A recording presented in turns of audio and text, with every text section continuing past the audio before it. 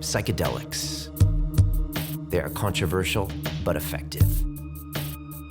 My history with the plant teacher ayahuasca had reinvented my life, enough to make me a father at 45 years old. Dorian once told me the ego gets in the way, and sometimes it needs to be destroyed. Where drugs once expanded his muscles, now they expanded his mind.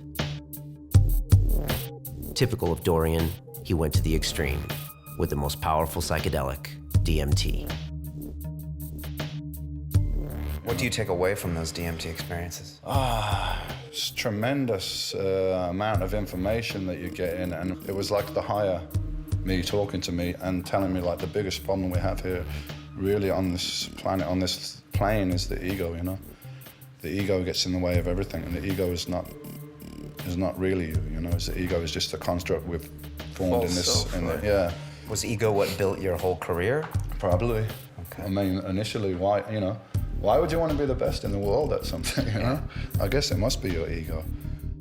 On our first episode, we spoke about DMT, and you had even said that we were gonna smoke DMT together. I went on to do a before and after episode, but I know you had an experience with DMT. Yeah, you did it without me, man. What's that about? You kind of disappeared. You couldn't wait, right? Yeah, I went into the shadows again. Shadow, you know? I call it a door opener for me, to like, wow, you realize it's, you know, there's another world out there, and where we live is just like, it's just a narrow piece of light. And taking psychedelics, it takes you out of that, and you see that there's more out there. I don't know if I would take psychedelics again. Maybe I would take ayahuasca again if I felt there was a reason, if I had something I really wanted to know or work on or something like that. But it comes to a point where once you picked up the receiver and you took the call, put it back down, and you don't need to take that call again. And you much prefer ayahuasca over DMT because it's a longer message. Well, now I'm going to contradict my first interview, aren't I?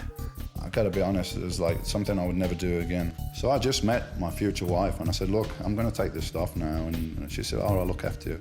I said, I'm probably gonna puke and shit myself, so if you still fancy me after this. It made me as sick as you can. I mean, this stuff was just like drinking paint stripper. It was just to get it down was a chore, you know?